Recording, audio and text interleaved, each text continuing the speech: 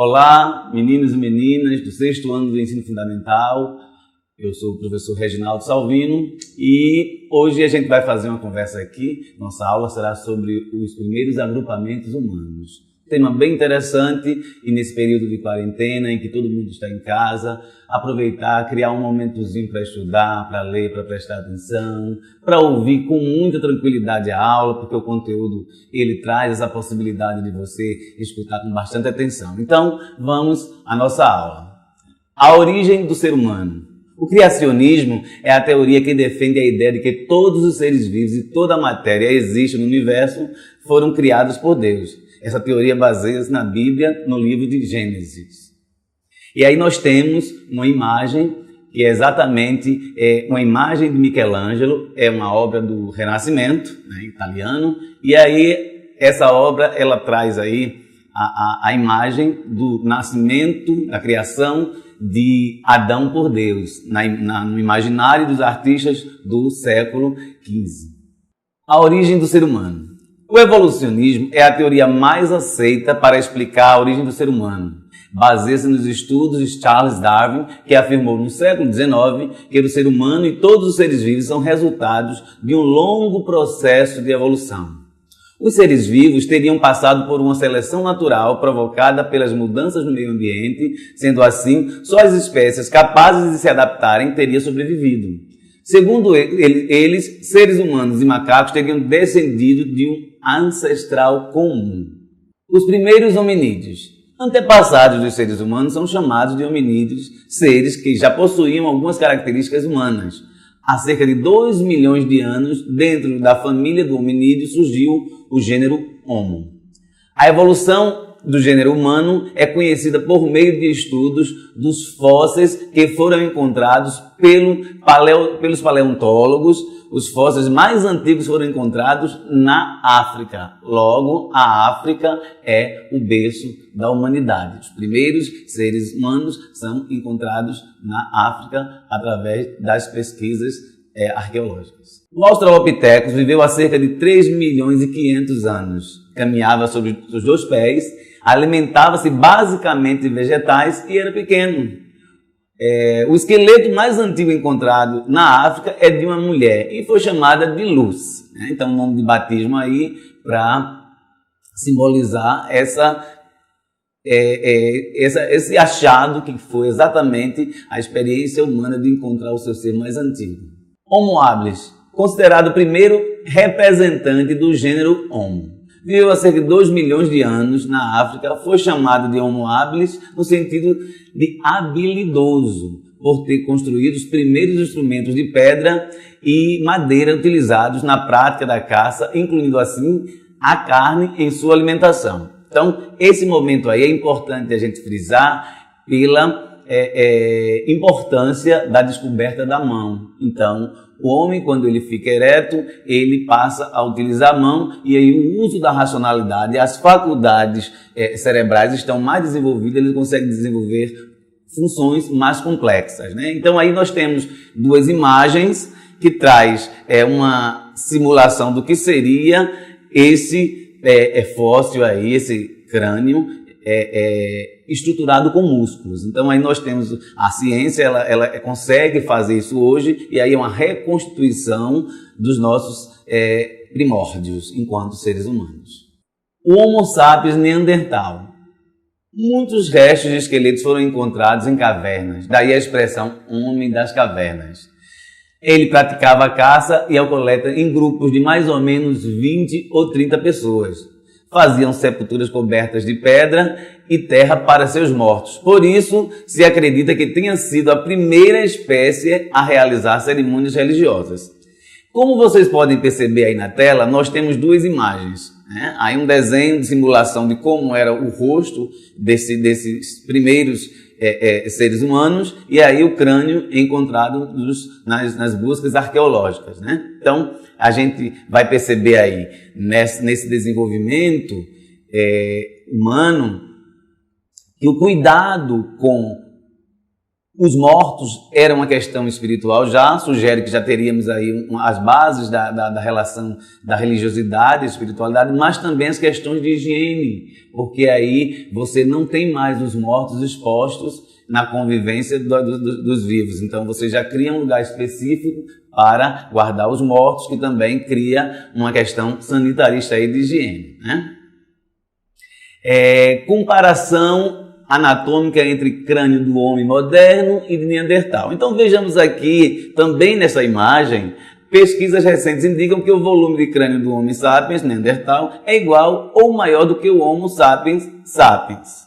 Aí vocês podem observar o tamanho do crânio. O que se discute também é a questão cerebral, porque aí tem o desenvolvimento do cérebro, que vai acontecendo gradativamente, e com isso o desenvolvimento das faculdades mentais, né? Capacidade, inteligência e memória. O Homo sapiens sapiens é a espécie da qual fazemos parte. Surgiu há cerca de 100 mil anos na África. Por meio de migrações, ocupou todos os continentes da Terra e até mesmo fora dela. Adaptou-se a qualquer ambiente. Desenvolveu a fala, a escrita, a capacidade de refletir sobre seus atos, além de inúmeras habilidades. Então aqui tem uma imagem muito atual, mas a gente também poderia ter trazido ali a imagem do ser humano na Lua, porque aí é uma coisa real também da construção do feito histórico do Homo sapiens. Pré-história e período paleolítico aí, a idade da pedra lascada. O que é isso, né? Quando a gente está discutindo um pouco a nossa cronologia e o nosso desenvolvimento histórico. Período da história da humanidade, que vai de cerca de 2 milhões de anos atrás até o desenvolvimento da atividade agrícola.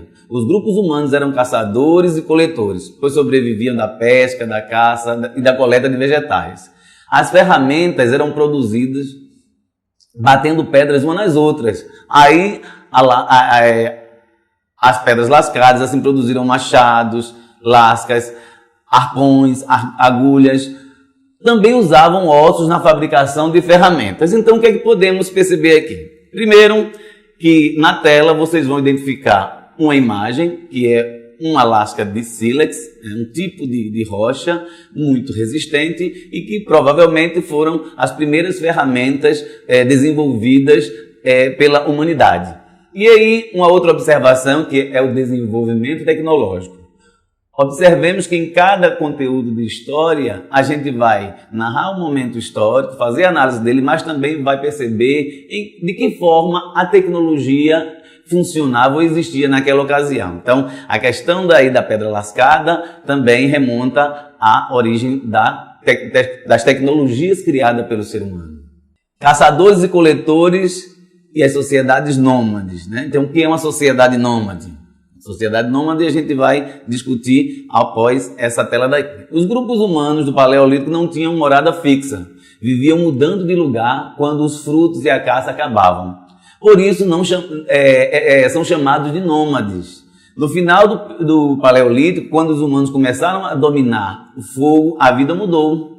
Os alimentos passaram a ser cozidos, assados. Os humanos puderam sobreviver em regiões frias e geladas, ter luz durante a noite e afugentar animais selvagens. Então, percebamos aí que nesta fase do desenvolvimento humano, nós tínhamos uma maior complexidade mental na relação com o ambiente. Então, o desenvolvimento da mão, e aí nessa relação com o desenvolvimento do cérebro, fez com que a humanidade começasse a criar estratégias de se relacionar com a natureza. Então, a descoberta do fogo vai ser um outro grande salto, porque aí vai reforçar essa relação espiritual, mas também vai começar a criar as condições, ou reforçar as condições de segurança, porque o fogo servia para o aquecimento, o fogo servia para o cozimento dos alimentos, que aí não se tinha só compreensão na época, óbvio, mas o alimento cozido, ele garantia, tinha mais segurança, né? E nós temos aí o fogo também utilizado contra animais selvagens. Então, a tecnologia desenvolvida surgiu o fogo nesse contexto, e o fogo passou a ser um elemento fundamental na organização humana. Podemos perceber também nessa tela, aí com a imagem, dois homens, é uma simulação de dois homens nesse período aí fazendo um assado, né? Então, os caçadores e coletores, nômades, que são aqueles que se deslocam, como nós já falamos. E aí a gente vai ter mais adiante nesse desenvolvimento o sedentarismo, que é outro conceito. Então, se nômade é um conceito que indica que os seres humanos, em determinado momento da nossa história, não se fixavam no lugar porque não tinha ainda essa cultura civilizatória, a gente vai ver mais adiante como se dá com o processo da sedentarização. Então aqui a gente tem, nessa imagem também, aqui na lâmina, uma escultura paleolítica, né? Então, um achado arqueológico, provavelmente ali naquelas regiões da Alemanha. Então é uma Vênus de Wildorf. Então essa Vênus ela é uma representação provavelmente de uma mulher grávida. Então qual o peso que se dava à arte já nesse período. Então os humanos do Paleolítico já produziam arte, sendo comum estatuetas femininas denominadas, essa daí, por exemplo, denominada de Vênus, relacionada possivelmente à cultura da fecundidade e da sexualidade. Então, é uma tentativa dos arqueólogos de entender o significado que esses objetos de arte tinham em seu tempo. Aí vem as pinturas rupestres. Além dos utensílios, outros vestígios humanos dos grupos de caçadores-coletores foram encontrados, sobretudo nas paredes das cavernas, que são as pinturas rupestres. Em algumas aparecem figuras humanas, mas a maioria é de mãos abertas de animais, sobretudo mamutes, cavalos, bisões. Então, assim, a gente vai ter uma diversidade de animais de acordo com a localidade onde esses agrupamentos humanos se desenvolveram. E aí, reforçando com essa tela aqui as pinturas rupestres, né? Então, quais são os signos que vêm nessas telas? São os animais, porque aí também é um pouco do cotidiano. A arte, por ser uma linguagem que a gente tem como componente curricular na escola, ela faz a comunicação ao longo dos tempos. Então a arte é uma linguagem que ajuda na comunicação. E hoje nós entendemos os nossos antepassados a partir desses registros, e a pintura rupestre, nessa primeira manifestação de arte, ela foi muito importante para que nós decifrássemos os nossos antepassados. Mais uma vez eu trago aí as pinturas rupestres na Serra da Capivara, no Piauí, no Brasil. Então a tela ela vai estar reforçando essas imagens, e aí tudo indica que aqui é um bando de capivaras, e foi a forma como os nossos ancestrais aqui da América do Brasil conseguiram registrar um dos momentos cotidianos das suas vidas naquela ocasião. Aí vem o Neolítico, a Idade da Pedra Polida. No período Neolítico, cerca de 10 mil anos antes de Cristo, o ser humano aprimorou a técnica de produzir ferramentas de pedra, pois começou a polir a pedra, dessa forma aumentando a eficiência de suas armas e ferramentas. Porém, um acontecimento que marcou o início do Neolítico foi o desenvolvimento da agricultura, o que ficou conhecido como Revolução Agrícola. Então eu destaco primeiro essa tela aí, porque ela tem uma imagem que traz as pedras polidas.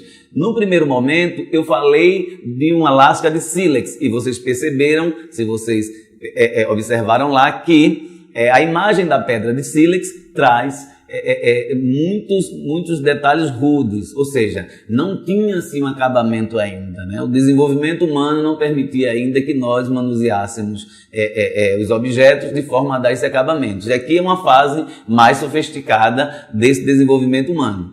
E aí, voltando para a questão da Revolução Agrícola, a Revolução Agrícola é um outro grande salto na história da humanidade, né? Então, os arqueólogos, os antropólogos, principalmente a partir do século XIX, eles tentam remontar essa história da humanidade. Então, com isso, ele trabalha com o conceito das revoluções. A primeira grande revolução, a descoberta da mão, a outra grande revolução, a descoberta do fogo. Então, aí são os processos inventivos que a humanidade vai tendo. E a Revolução Agrícola garante esse estágio de complexidade no desenvolvimento humano, onde a relação com a natureza já trouxe outras experiências, e o ser humano consegue, dentro disso, criar muito mais coisas, como as ferramentas de pedra polida. Então, a revolução agrícola, ela vai garantir o sedentarismo e uma outra forma de desenvolvimento humano de forma fixa, já não mais nômade, circulante. Cerca de 10 mil anos atrás, ou antes de Cristo, a Terra passou por uma grande mudança climática. As temperaturas se elevaram e as camadas de gelo que cobriam parte da superfície terrestre recuaram. Os animais acostumados com climas frios desapareceram e a carne tornou-se menos abundante, o que forçou os humanos a buscar outras fontes de alimento. Dessa forma, foi desenvolvida a técnica da agricultura e os agrupamentos humanos começaram a domesticar os animais, como cachorros, cabras, ovelhas e bois. Acredita-se que foram as mulheres que começaram a prática agrícola. Então, a Revolução Agrícola, ela possibilitou essa sedentarização, mas com a sedentarização uma série de necessidades novas vão sendo criadas. Porque aí você tem a necessidade de uma moradia fixa, você tem uma necessidade de tomar conta do plantio que você estava descobrindo naquele momento, a técnica da agricultura, não mais jogar semente embora, mas já ter percebido que quando se joga semente no chão e ela recebe água, ela brota. Então esse conhecimento já estava bastante desenvolvido. E dentro disso vem se desenvolvendo uma gama de saberes que a gente vai depois chamar de saberes civilizatórios. Então aqui a gente pode destacar mais uma vez a tela com aí os grãos que foram produzidos. Cada região do mundo teve alimentos diferentes, descobriu o cultivo a partir da realidade local. Então a América toda, antes da chegada dos europeus aqui, as grandes civilizações tinham cultivo do milho, tinham o cultivo da mandioca, né? Isso aí foi a base da alimentação. Já no Oriente, Extremo Oriente, a base da alimentação foi muito o arroz. E no Oriente Próximo e Europa, o trigo teve um peso muito grande. Sociedades de agricultores e pastores. O sedentarismo, aquele falado sedentarismo. Os seres humanos passaram a produzir o próprio alimento e não precisavam mais de mudar constantemente. Passaram a se fixar em um território e a formar aldeias. Com mais oferta de alimento, a população cresceu, aumentou e o número de crianças e pessoas passaram a viver mais. Então, aí são as bases do processo civilizatório. Quando se fixa na terra, produz mais alimentos de forma coordenada, então vai surgir a cerâmica, que é justamente essa complexidade humana, para poder garantir o armazenamento de alimento por mais tempo. Então, essa criação tecnológica humana surge da necessidade e vai ter uma importância muito grande. Então, com o processo de sedentarismo, a gente cria a moradia fixa, cria as proteções dos espaços, as cercas dessas moradias para impedir que animais avancem. Você começa um processo de domesticação de animais. Tudo indica que eram os restos de alimentos que aqueles agrupamentos deixavam, que fazia com que os animais fossem se acostumando com a vizinhança humana. E aí foram gradativamente se tornando próximos aos seres humanos ou animais domésticos. Então, esse momento do sedentarismo, ele vai garantir na nossa história da humanidade uma série de outras transformações. E aí vem a divisão do trabalho nesse contexto. Há muitas teorias, há questionamentos. A nossa história a gente não pode perder de vista, que ela tem enormes lacunas. Nós não sabemos de muita coisa da nossa origem, mas os achados arqueológicos e as pesquisas encaixaram determinadas peças que dão certo sentido, e são justamente essas teorias, esses conhecimentos que a gente traz para você. Um dos elementos analisados é justamente a divisão do trabalho. Nas aldeias, o trabalho era dividido por idade e sexo. As mulheres eram responsáveis pela agricultura, pelo preparo dos alimentos e pela criação das crianças. Os homens caçavam, cuidavam dos rebanhos e da segurança do grupo. Idosos e crianças não trabalhavam. Obviamente que em cada localidade do mundo, esse comportamento ou esse padrão social de costumes, ele vai ter diferenciações. E aí a gente vai... à medida que a gente vai estudando as outras civilizações, a gente vai entendendo essa dinâmica em cada região do mundo, em cada tempo da história. A especialização do trabalho. Que aí o trabalho é o que faz a humanidade se desenvolver. O que gera minha sobrevivência, o que gera minha segurança e minha existência é fruto do trabalho. Então, o trabalho tem uma importância muito grande na organização humana e a gente precisa se ater um pouco a isso com atenção. Então, novas tecnologias como o arado, puxado por animais, e as novas técnicas de adubação e irrigação do solo possibilitaram o aumento da produção de alimentos e a existência de excedentes, as sobras. Assim, algumas pessoas puderam se dedicar a outras atividades como carpintaria, produção de cerâmica, metalurgia, construções de casas, tecelagem, acontecendo uma crescente divisão do trabalho, ou seja, as relações iam ficando mais complexas. À medida que a população aumentava, à medida que havia uma ocupação maior do espaço territorial horizontal, íamos também criando formas mais complexas de convivências. As pessoas começaram a trocar produtos que produziam por outros de que necessitavam, e aí foi surgindo as bases do comércio, isso muito tempo atrás. Então, a gente pode observar também nessa tela que a produção de cerâmica ela foi ganhando sofisticação. Então aí o trabalho ele vai se tornando especializado. Obviamente que vocês podem buscar nos livros que vocês têm em casa, em outro material na internet, que outros tipos de trabalho foram desenvolvidos pelos primeiros seres humanos, no início civilizatório, e como é que isso acontece em cada região. Não custa, é bom, legal você ir lá dar uma pesquisada de vez em quando para ir além dessa aula aqui. E aí a gente tem algumas questões aqui para refletir o nosso conteúdo de hoje, né? E eu coloco para vocês, que aí vocês vão refletir em casa também, vão buscar, eu vou responder com vocês aqui, mas depois vocês vão fazer essa recapitulação, né? E vai construindo esse conhecimento sobre os primeiros agrupamentos humanos. E para concluir, a gente tem algumas questões. Essas questões ajudarão a gente a voltar um pouco no início do assunto, certo? E aí a gente vai dialogando com elas, respondendo aqui, obviamente, mas vocês também podem formular outras perguntas e buscar respostas.